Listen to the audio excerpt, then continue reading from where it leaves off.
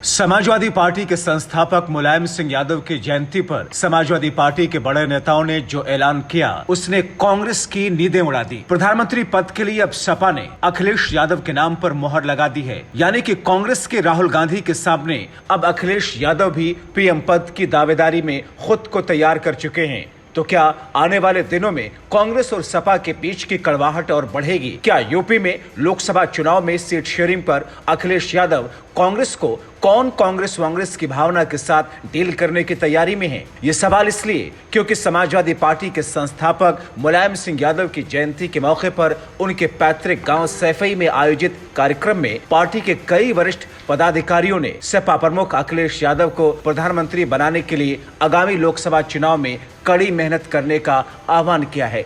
सपा के वरिष्ठ नेताओं ने कहा कि मुलायम सिंह यादव योग्य होने के बावजूद प्रधानमंत्री नहीं बन सके थे। अब अखिलेश यादव को प्रधानमंत्री बनाकर उस सपने को पूरा करना है। आगामी लोकसभा चुनाव में अगर सपा 40 सीटें जीत लेती है तो पार्टी अखिलेश यादव को प्रधानमंत्री बनवाने की हैसियत में होगी। रामगोपाल यादव ने 1997 की घटना का जिक्र करते हुए कहा कि वर्ष 2024 के लोकसभा चुनाव में अगर समाजवादी पार्टी 40 सीटें जीतती है तो हम कह सकते हैं कि या तो अखिलेश को प्रधानमंत्री बनाइए, नहीं तो कोई नहीं बन पाएगा, या फिर हमारे कहने पर कोई और बनेगा। अखिलेश के चाचा और सपा के संस्थापकों में से एक शिवपाल यादव ने कहा कि अखिलेश यादव में नेताजी का अक्स है। सभी समाजवादियों के मन में है कि जो नेताजी का सपना था हम सभी लोगों को उसे पूरा करना है। समाजवादी पार्टी के राष्ट्रीय उपाध्यक्ष किरणमय नंदा ने कहा कि सबके मन में नेताजी थे, हमारे मन में ये दुख है कि नेताजी प्रधानमंत्री नहीं बन सके। किरणमय नंदा ने कहा कि हम लोग चाहते हैं कि हम लोगों का जो सपना अधूरा रह गया उसे पूरा करते हुए 2024 में इसी उत्तर प्रदेश से